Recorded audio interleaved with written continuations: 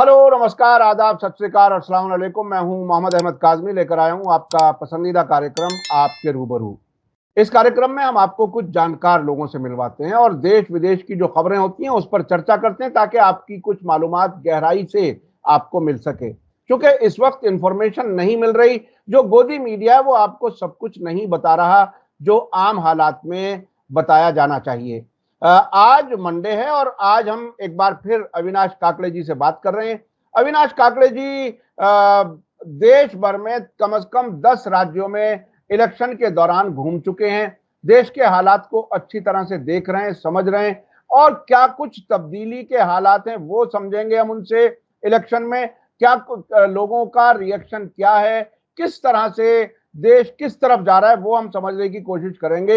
इसके अलावा हम ये भी समझने की कोशिश करेंगे कि मोदी जी किस तरह से विपक्षी दलों को, उनके लीडर्स को डरा रहे हैं, धमका रहे हैं। तेजस्वी यादव को तो बाकायदा कह रहे हैं कि हेलीकॉप्टर से घूमने दो, फिर उसके बाद इनको जेल जाना पड़ेगा।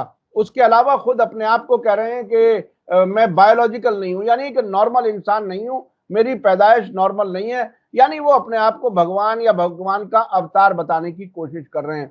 क्या कुछ है, मोदी जी किस हद तक जा सकते हैं अपना इलेक्शन जीतने की कोशिश में, ये हमने इस बार देखा। मंगल सूत्र से मुजरा तक पहुंच गए। आखिर क्या कुछ चाहते हैं मोदी जी, क्या देश में तब्दीली आने वाली है, ये हम समझ रहे हैं अविनाश काकड़े जी से। अविनाश काकड़े जी किसान सेवा संघ के अध्यक्ष हैं, नागपुर में रहते हैं। आज वो दिल्ली में है, लेकिन हम स्काइप के जरिए ही बात कर रहे हैं। गर्मी का मौसम है काफी, और हम समझना चाहेंगे कि क्या हालात हैं देश के। अविनाश काकड़े जी, वेलकम है आपका। मीडिया स्टार वर्ल्ड को आपने वक्त दिया, उसके लिए बहुत बहुत शुक्रिया। आप बताइए कि क्या कुछ समझ रहे हैं आप, मुल्क किस तरफ जा रहा है। जी, नमस्कार। जनता का मूड ये है कि वो जुमले में और गारंटी में फ़र्क समझ रहा है हम्म, और मोदी जितनी बात बोलते हैं ये जुमले है, ऐसा उनको लगता है। हम्म, इसलिए किसान हो, मज़दूर हो, गरीब तबका हो, मेहनतकश तबका हो, वो सारा का सारा सवाल पूछने लग गया। टीवी में बोलने से, प्रकट रूप से बोलने से वो घबरा रहा है। मतलब भय व्याप्त हो गया, सोसाइटी में भय व्याप्त हो गया कि इनके विरोध में बोले तो ये हमारे धंधे पानी खत्म कर देंगे, हमारे मकान तोड़ देंगे, हमारे दुकान तोड़ देंगे। और ये खाली मुस्लिमों की बात नहीं है, सबकी बात है। आपने किसानों का भी देखा आंदोलन, कितने लोग मार दिए, किसानों की कोई बात नहीं सुने। तो एमएसपी का किसानों का मुद्दा हो या रोजगार वाला मुद्दा हो, मजदूरों का रोजगार वाला मुद्दा हो, या दलितों का और आदिवासियों का संविधान वाला मुद्दा हो, आरक्षण समाप्त करने का मुद्दा हो, क्योंकि इनके अनंत हेगड़े ने जो शुरू किया था, अनंत हेगड़े इनके जो सांसद थे, उन्होंने जो शुरू किया था, उसके बाद में इलेक्शन पीरियड में 42 लोगों ने ये बोला है कि आरक्षण समाप्त होगा। हम्म, तो ये आरक्षण समाप्त करने के पीछे लगे हुए हैं। तो ये बातें उन लोगों तक बहुत गहराई से पहुंच गई कि ये अगर जीते तो हमारा आरक्षण समाप्त हो जाएगा। इसलिए जो दलितों का नाम लेके पार्टियां बनाए हुए थे, उनको तो वोट नहीं पड़ रहे इस वक्त। वो स्पष्ट रूप से बोल रहे हैं कि नहीं, इस वक्त तो देश को बचाना है, मतलब संविधान को बचाना है। संविधान बचेगा तो लड़ाई लड़ेंगे, नहीं तो फिर हमारी सारी आजादी खत्म हो जाएगी। नौकरी की आजादी, बोलने की आजादी, भाषण की आजादी, करने की जो कुछ हम अभिव्यक्ति की स्वतंत्रता है वो सब समाप्त हो जाएगी। तो वो नहीं चाहते, इसलिए वो विरोध में जा रहे। और एक बात और शिद्दत से लोगों को समझ में आ गई कि एक बहुरूपिया 2014 में प्रधान सेवक करके आया था हमारे साथ, जो बोलता था कि मैं प्रधान सेवक हूँ। हालांकि ये शब्द भी जवाहरलाल नेहरू जी से उधार लिया था इन्होंने, मगर इन्होंने बोला था कि मैं प्रधान सेवक हूँ। और 2019 में ये चौकीदार बन गए थे, मतलब सेवक चौकीदार हो गया। सेवक तो घर में रहता है, चौकीदार बाहर रहता है। घर के बाहर चौकीदार बैठा होता है, तो हमारे घर से बाहर चौकीदार बन गया। मतलब घर का कोई लेना देना नहीं है। वैसे भी इन्होंने घर बनाया नहीं खुद का, तो इनको घर की समस्या, घर परिवार की समस्या ये पता नहीं। अब तो ये चौकीदार बन गए, ना किसी को आने देना है, ना किसी को जाने देना है, सबको बंदिश बना के रखना है। और 2024 में तो ये भगवान के अवतार बन गए। वो खुद ही बोल रहे कि मैं भगवान झासा राम हूं हम्म, और मेरी जय बोलो। ये जो है, ये भगवान देखिए के देखिए अवतार। देखिए देखिए, भगवान भगवान के साथ आप ऐसा नाम ना लगाएं, क्योंकि लोगों की भावनाएं आहत हो सकती हैं। भगवान झांसाराम, ये कौन सा नाम दिया साहब आपने? भाई भगवान कंगना माता ये कौन सा हो सकता है? भगवान सिलेंडरा देवी ये कौन सा हो सकता है? हम तो 33 करोड़ भगवानों को मानने वाले हैं। तो ये नए अवतार आ रहे हैं ना। भाई चंपक राय ने बोला कि विष्णु के अवतार है। चंपक राय को जानते होंगे ना आप, कि नहीं जानते? बिल्कुल उन्होंने बिल्कुल। बताया था ये विष्णु के अवतार है। इनके कई मंत्री और सांसदों ने बताया कि ये भगवान का अवतार है। अब तो उन्होंने भी कबूल कर लिया कि हाँ मैं भगवान का अवतार हूं। और इनका बुद्ध के साथ नाता है, इनका शिव के साथ नाता है, इनका गोरखनाथ के साथ नाता है। ये सबसे बैठ के बात भी कर लिए थे। आपको पता होगा कि अनेक अलग अलग काल के लोगों के साथ में बैठ के इन्होंने बात कर लिया। तो ये जो मामला है, अब आप बोलोगे कि मोदी क्या बोल रहे हैं? तो मोदी ये बोल रहे हैं कि मोदी ने मंगलसूत्र से शुरू किया था, मुजरे तक आ गए। मतलब मंगलसूत्र बेच के अब मुजरा करने लग गए। और इनकी गिरावट का स्तर देखिए कि मंगलसूत्र बेच देंगे, भैंस बेच देंगे, गधे बेच देंगे, आपकी घर की टोटी भी बेच देंगे, आपके बिजली की बिल मीटर काट देंगे। भैया इस आपके घर देश के में, अगर घर में 4 कमरे हैं तो 2 ले जाए, छीन लेंगे। हाँ, तो हाँ। ये क्या है कि हमारे देश में, ये मैं बताना चाहता हूँ अपने व्यूअर से कि इस देश में 7,32,000 गांव हैं।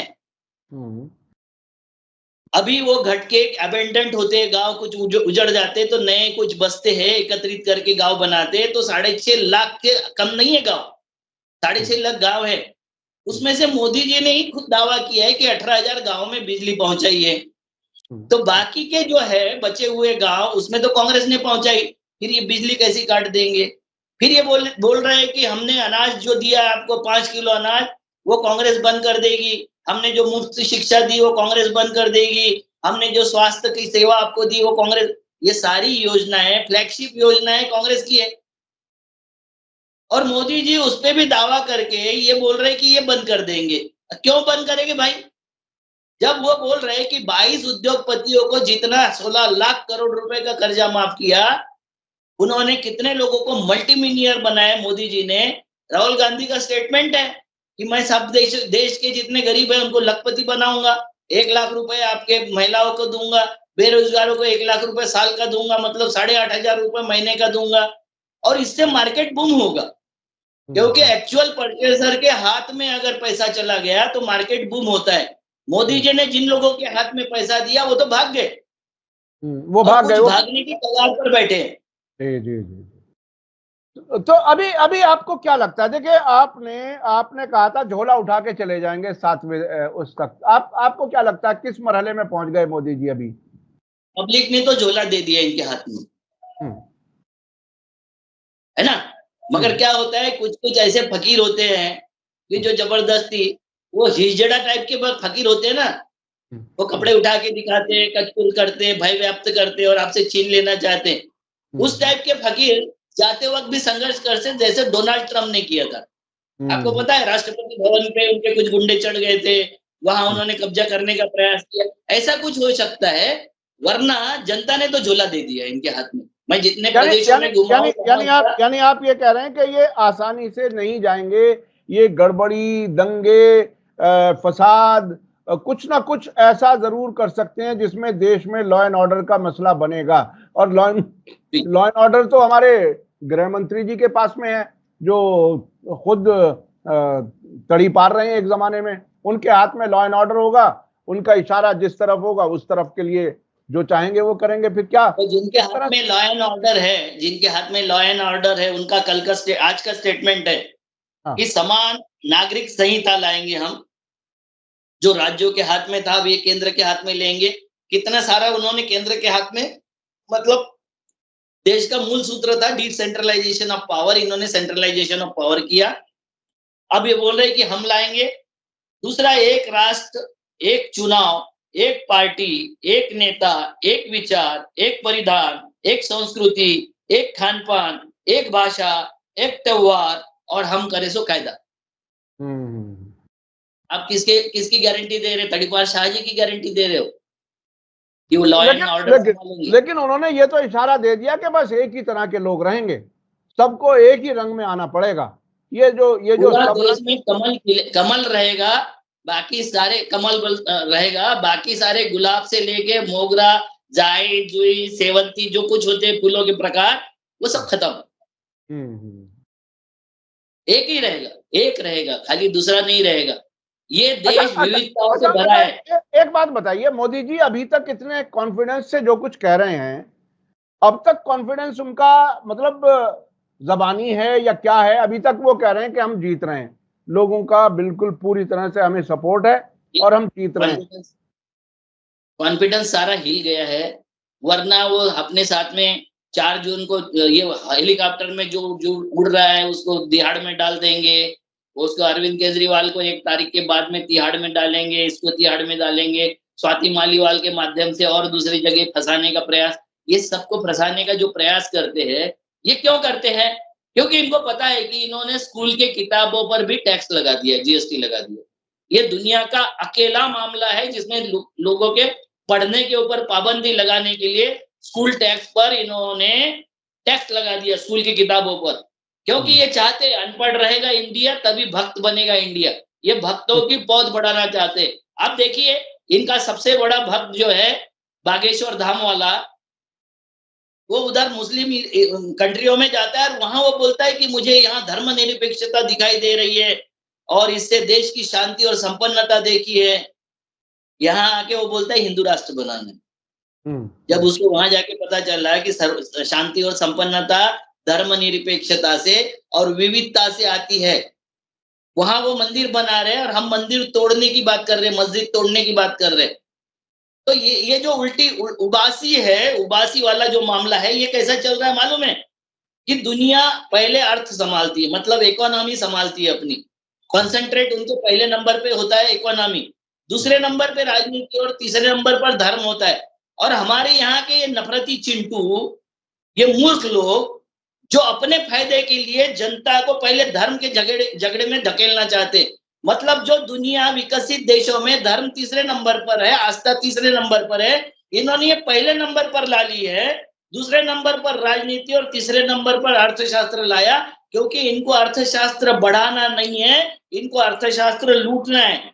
और इसका ये है कि हम कितने ट्रेड डेफिसिट में, इसका आंकड़ा देता हूं, चाइना के साथ में हम 85,000 करोड़ 85,087 ट्रेड डेफिसिट है। रशिया के साथ में हमारा ट्रेड डेफिसिट बन गया है 57,170 करोड़। इराक के साथ भी ट्रेड डेफिसिट है 26,650 करोड़। सऊदी अरेबिया के साथ में है 20,244 करोड़। इंडोनेशिया इतना सा देश, उसके साथ में ट्रेड डेफिसिट है 17,422 करोड़। साउथ कोरिया के साथ में नाखून इतना देश है हमारे, वो 14,719 करोड़।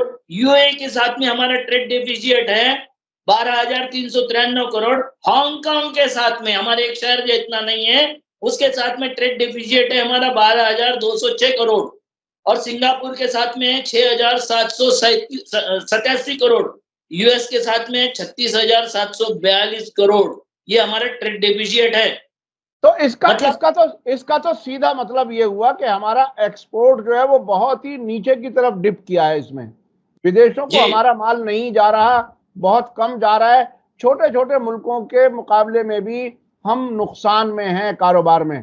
तो ये तो बेरोजगारी का तो सीधा सीधा नतीजा ये है, जिसमें कि हमारे यहाँ अगर माल नहीं बन रहा है, एक्सपोर्ट नहीं हो रहा है, बेरोजगारी बनी रहे, एक एक एक अजीब अंधकार जैसी हालत नहीं लगती आपको? मैंने आपको बताया था कि हमारा जीएसटी बढ़ रहा है, मगर आय जीएसटी बढ़ रहा है, इंपोर्ट पे टैक्स जो लगाते वो बढ़ रहा है। मतलब हम वस्तुएं आयात करने में इतना ट्रेड डेफिसिट निर्माण कर लिए। और ये इस पे चर्चा होने की बजाय कि ये क्यों हुआ, कैसे हुआ, किस तरीके से हम इससे बाहर निकल लेंगे, ये करने के बजाय हिंदू मुसलमान की बात हो रही है, भारत पाकिस्तान की बात हो रही है। एक काजी नरुल इस्लाम है, नजरुल इस्लाम है कि मैं हिंदू और मुसलमानों को तो बर्दाश्त कर सकता हूँ, लेकिन चोटी वाले और दाढ़ी को नहीं। चोटी हिंदुत्व नहीं है और दाढ़ी इस्लाम नहीं है। ये जो बोलने वाले लोग हमारे देश में ही थे। जी जी भाई बिल्कुल ला बुला दे मस्जिद में बैठकर, या वो जगह बता दे जहां खुदा ना हो, ये बोलने वाला शायर हमारे यहाँ का था। बिल्कुल बिल्कुल बिल्कुल। हमारे यहाँ के कबीर बोल के गए हैं कि काकर पाथर जोड़ के ले मस्जिद बनाए, का खुदा बहरा हो गया तापर बैठ चिल्लाए। ये बोलने वाले कबीर हमारे यहाँ थे, और वो उस जमाने में थे जिस जमाने में औरंगजेब था। जी जी जिसको जी। बहुत बदनाम करते हैं। उस जमाने में उन्होंने हिंदुओं पे भी सवाल किया था कि पाथर पाथर पूजे हरि मिले तो मैं पूजू पहाड़, घर की हम्म चाकी कोई ना पूजे, जी जाको पीसो खाए संसार। हम्म। ये हमारी संस्कृति है, ये जी हमारा जी। कल्चर है कि हम कभी कट्टर नहीं थे, कट्टर होना नहीं चाहते थे। मगर हमारे यहाँ के ये जो है, जो बाहर जाके शांति और संपन्नता देखते हैं, जिसके माध्यम से कि धर्मनिरपेक्षता के माध्यम से हमारे यहाँ उनको लिबरांडू करके गाली दी जाती है। हम्म। लिबरल लोगों को गाली देने वाला अकेला देश होगा हमारा, जिसमें हम इस तरीके से बातें करते हैं। मतलब जो कट्टरपंथी मुस्लिम थे वो सुधर गए और हमारा स्तर कैसे हो गया? तो एक शायर ने बोला है, जो खानदानी रईस है वो मिजाज रखते हैं नर्म अपना। हम्म। आप ये तलखिया जो देख रहे हो ना, वो जो खानदानी रईस है वो मिजाज रखते नर्म अपना, तुम्हारा लहजा बता रहा है तुम्हारी दौलत और सत्ता नई नहीं है और ये छूटने वाली है। हम्म। इसका ये सबसे बड़ा मैं मलाल इनको आज समझ में आ रहा है। मैं उसी पर आना चाहता हूं। आपने तकरीबन 10 राज्यों का दौरा किया है। आप नतीजे के तौर पर क्या बता सकते हैं? इलेक्शन का रिजल्ट क्या आ रहा है? वो एक आपको बता देता हूँ, रिजल्ट तो आएगा, जैसा भी आएगा। मगर केजरीवाल ने एक भाषण दिया था कि मेरा राजा नंगा हो गया। हम्म अब पब्लिक भी बोल रही है कि मेरा राजा नंगा हो गया।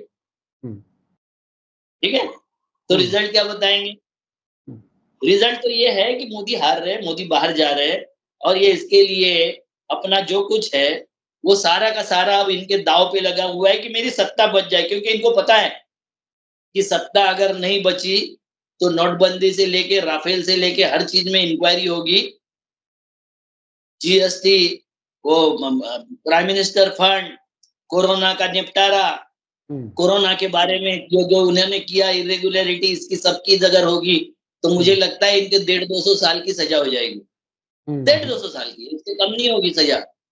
तो अच्छा, इनको वैसे भी हो एक सकता है। एक बात बताइए काकड़े जी। कांग्रेस के मिजाज को हम आप जानते हैं, अब से पहले लंबे अरसे तक उन्होंने सरकार चलाई है। 2002 के बाद में भी हमने देखा कि जो कुछ गुजरात में हुआ, अगर मोदी के खिलाफ कार्रवाई होती कांग्रेस की सरकार के जमाने में, तो ये दौर हमें ना देखना पड़ता। आपको क्या लगता है, सरकार में कांग्रेस या ये जो आएगी, अगर आई, तो क्या बीजेपी और जिस मोदी जी के तरीके से खिलाफ इतनी कार्रवाई करेगी? जिस तरीके से धमकाया था राहुल गांधी ने, तो मुझे ये लगता है कि राहुल गांधी इस पर एक्शन लेंगे हम्म और नहीं नहीं नहीं लेंगे तो ये कांग्रेस का अंतिम चुनाव होगा। मैं हम्म वार्निंग के साथ बोल रहा हूँ, जनता इतनी चिड़ी हुई है। आपने अगर उन पे आरोप लगाया तो आरोप सिद्ध। आपसे क्यों लोग लाइक करने लग गए आज? कि हम्म जितने मोदी ने आरोप लगाया था एक भी सिद्ध नहीं किया। चाहे वो 2G का घोटाला हो, चाहे कोल घोटाला हो, चाहे जो भी हो, वो हेराल्ड का घोटाला हो, जो भी था, चाहे वो जमीन का घोटाला और रॉबर्ट वड्रा का, कोई सिद्ध नहीं कर सके। हम्म। तो इसका मतलब है अभी मोह भंग हो गया कि ये कुछ करने वाला है, करप्शन बढ़ गया है और ये हम्म कुछ एक्शन नहीं ले रहे। यही अगर हाल कांग्रेस का रहा तो दोबारा उनका संगठन मजबूत है। उनके हम्म संगठन में नोटबंदी से लेके जितने कारनामे मोदी जी ने किए हैं, 100 साल लड़ने का पैसा उनके पास में इकट्ठा हो गया है। और हम्म वो संगठन को पैसा खर्चा करते हैं। बाकी सारी पार्टियां संगठन के लिए पैसा खर्च नहीं करती। बाकी सारी पार्टियां जो खर्च करती है, वो इलेक्शन में, चुनाव में खर्च करती है। और चुनाव में तो इस वक्त खर्च करने नहीं दिया, क्योंकि बाकी पार्टियों के पैसे सील थे। तो हम्म इन्होंने क्या किया, इन सब लोगों ने क्या किया, तो जनता ने चुनाव लड़ा। विरोधी पार्टियों ने चुनाव नहीं लड़ा, इस वक्त जनता ने चुनाव लड़ा। और ये जनता की अपेक्षा जो है, वो अपेक्षा अगर ये पूरी नहीं करेंगे, जैसे वो धमकी दे रहे हैं, तो मैं नहीं चाहता हूं कि कांग्रेस धमकी दे या विरोधी पार्टियां धमकी दे। मैं ये चाहता हूं कि अगर उन्होंने किया, जैसे नौकरी की बात कर रही कि नौकरी, जमीन लेकर नौकरियां दी, तेजस्वी ने 5 लाख नौकरियां दी, उसमें कितनी जमीन ली, क्या ली, ये मोदी ने बताना चाहिए था। मगर हम्म हेलीकॉप्टर पे घूम रहा, हम लेके जाएंगे और हम बात नहीं करेंगे, 2 करोड़ नौकरियों की कोई बात नहीं करेंगे, उसके रोजगार जो लोगों के चले गए उसकी कोई बात नहीं करेंगे, मगर उनको धमकी देंगे। तेजस्वी को जेल में डालेंगे, शरद पवार को हमारे साथ में लाएंगे, केजरीवाल को फिर से जेल में भेजेंगे। और इसके लिए क्या करेंगे, तो उसके लिए हम जो कुछ हो सकता है वो सब कुछ करेंगे। मोदी जी की टिप्पणी से, कपिल सिब्बल जी बोलते हैं कि मोदी जी से टिप्पणी से ये साबित हो गया है कि सारी एजेंसियां मोदी जी के कहने पर ही चलती है। किसको अरेस्ट करना है, किसको छोड़ देना है, किसकी बेल देना है, ये सब मोदी जी तय करते हैं, ये कोई एजेंसियां तय नहीं करते, ये वो बोल रहे। और एक महान हमारे यहाँ के समाजविद, इलेक्शन के एक्सपर्ट प्रशांत किशोर नाम के एक आदमी, जो मैं शुरुआत से बोलता था कि आरएसएस का आदमी। तो यहाँ का देश का दुर्भाग्य है कि अपर कास्ट को ऐसा लगता है कि हमारे घुटने के नीचे ही रहना चाहिए सारा, खेत मजदूर रहना चाहिए, किसान रहना चाहिए, दलित रहना चाहिए, मुस्लिम रहना चाहिए, आदिवासी रहना चाहिए, ये इनकी औकात कुछ नहीं है, ये इंसान भी नहीं है। तो 85-90% लोगों को ये अपने घुटने से नीचे रखना चाहता है, उनका ये प्रशांत किशोर प्रतिनिधि है और ये चाहते हैं। ये अभी भी बोल रहा है कि 350 वो सीटें आने वाली है, कहाँ से आएगी? इन्होंने जो दावे किए थे पहले ट्वीट करके, उसपे भी वो बफर गए थे। वो जो ये लिया था उनका एक इंटरव्यू, जैसे मोदी पानी पिए थे, ये भी पानी पिए थे। सच्चा पत्रकार इनको मिल जाए ना, ये नफरती चिंटुओं को, तो ये पानी पी के और अपना ये शांत करने का प्रयास करते हैं। मोदी जी के साथ जो भी नहीं है, जो मोदी जी का साथ नहीं दे रहा, उनकी बुराई कर रहा है, बुराई मतलब जो सच्चाई बता रहा है, सच्चाई को वो बुराई मानते हैं, वो जो बता रहे हैं वो सब के सब जेल में होंगे। अब कानूनी प्रक्रिया भी सब मोदी जी तय करेंगे। इसलिए जरूरी है मोदी जी का हारना, क्योंकि इस देश में जो आजादी मिली थी वो हजारों सालों बाद संघर्ष के बाद मिली है। ऐसा यही बोलते ना कि हजारों सालों बाद हमारा प्रधानमंत्री आया हिंदू का, इनका ही कहना है और किसी का कहना नहीं है। तो ये समझने की जरूरत है। आपको एक जाते जाते एक बात बता देता हूँ कि एक ट्रेंड हो रहा है कि मोदी जी ने 71 प्रेस कॉन्फ्रेंस ली, राहुल गांधी ने 0 ली। अब वो आम खाने वाली प्रेस कॉन्फ्रेंस वगैरह तो मुझे नहीं लगता है वो प्रेस कॉन्फ्रेंस थी, और राहुल गांधी ने 0 ली। ये बोल रहे तिहाड़ी चौधरी। और जबकि एक भी प्रेस कॉन्फ्रेंस हो रहा है यशवंत सिंधे करके, आरएसएस का जो विसल ब्लोअर था, आरएसएस से बाहर आके जिसने बताया था कि इन्होंने बम विस्फोट कैसे कैसे किया, आपको पता होगा पिछले वक्त उन्होंने बोला था। उन्होंने बताया कि अगर मैं ये नहीं बताता तो आरएसएस इस देश में कम से कम सब विस्फोट करती। बिल्कुल बिल्कुल। अच्छा, मैं आखिरी सवाल, आप ये बताइए कि देखिए 6 दौर हो चुके, एक अभी दौर बाकी है, एक मरहला बाकी है मतदान का। अब जनता को क्या करना चाहिए, क्या नहीं करना चाहिए, कितना धैर्य से काम लें, किन हालात, चूंकि कुछ भी हो सकते हैं, जैसा कि आपने बताया, दंगे भी करा सकते हैं, कहीं पे हमले भी करा सकते हैं, कुछ भी करा सकते हैं। ऐसे वक्त में जनता को क्या कुछ करना चाहिए? अभी हमारी आपकी जो बात हो रही है, आज 27 तारीख हो गई और एक हफ्ता रह गया, 4 जून में, तकरीबन एक हफ्ता। इसी में सब कुछ होना है। आप ये बताइए कि लोगों को क्या कुछ करना चाहिए, कैसे रहना चाहिए, क्या एहतियात करें, क्या ना करें इन बदलते हालात के बीच में? कोई अगर आपके घर का कोई धन ले जाना चाहता है, चोर आपके घर में घुसा है, धन ले जाना चाहता है, तो क्या करोगे? कोई आपकी बहू बेटियों को उठा के ले जाना चाहते हो तो क्या करोगे? वैसा आपका मत कोई लूटना चाहता है तो क्या करोगे? ये ध्यान में रख के, वो मत ना लूट जाए, इसलिए दबाव बना के रखना चाहिए। नजर रखें, कहीं अगर कुछ गड़बड़ी हो रही है, चोरी हो रही है, तो उस पर नजर रखें, उसे रोकने की कोशिश करें, आपका कहने का मतलब यह है। और सांप्रदायिक जनता ही लड़ी है। गुजरात में ये बोल रहे, वो बिहार में ये बोल रहे थे कि हमारे यहाँ का चुनाव तो 1-2 करोड़ में हो जाता है सांसदी का, और इनको अगर 100 करोड़ दे दिए तो ये तो बिक जाएंगे। तो उस सांसद को ये लगना चाहिए कि मैं अगर बिक जाऊंगा तो मेरा परिवार भी उजड़ जाएगा, मैं भी उजड़ जाऊंगा, राजनीति मेरी समाप्त हो जाएगी, और अभी जो है वो भी समाप्त हो जाएगा। ये भय लगना चाहिए, जनता का भय लगना चाहिए नेताओं को। जनता से डरे, नेता को जो है वो जनता से डरने की जरूरत है। ये बहुत बड़ा पैगाम है जो आप दे रहे हैं, और जनता में वो दम हो, वो कॉन्फिडेंस हो, अपने अधिकारों को जाने कि वो कहां तक जा सकते हैं, उनका देश पर कैसे हिस्सेदारी है, ये हमें मालूम होना चाहिए। खुली आंखों के साथ संविधान के अंदर रहते हुए देश को बचाने की कोशिश करनी चाहिए। बहुत बहुत शुक्रिया अविनाश काकड़े जी, आपने हमें समय दिया। आप हर मंडे को हमें समय दे देते हैं, उसके लिए बहुत बहुत शुक्रिया। इसी के साथ मुझे दीजिए इजाजत। धन्यवाद, शुक्रिया। जय भारत, जय हिंद। मीडिया स्टार वर्ल्ड के और वीडियो देखने के लिए हमारे चैनल को सब्सक्राइब करें और सीधे नोटिफिकेशन पाने के लिए बेल आइकन दबाएं। और अगर हमारी खबर सच्ची और अच्छी लगे तो अपने व्हाट्सएप, इंस्टाग्राम, फेसबुक और ट्विटर अकाउंट पर जरूर शेयर करें।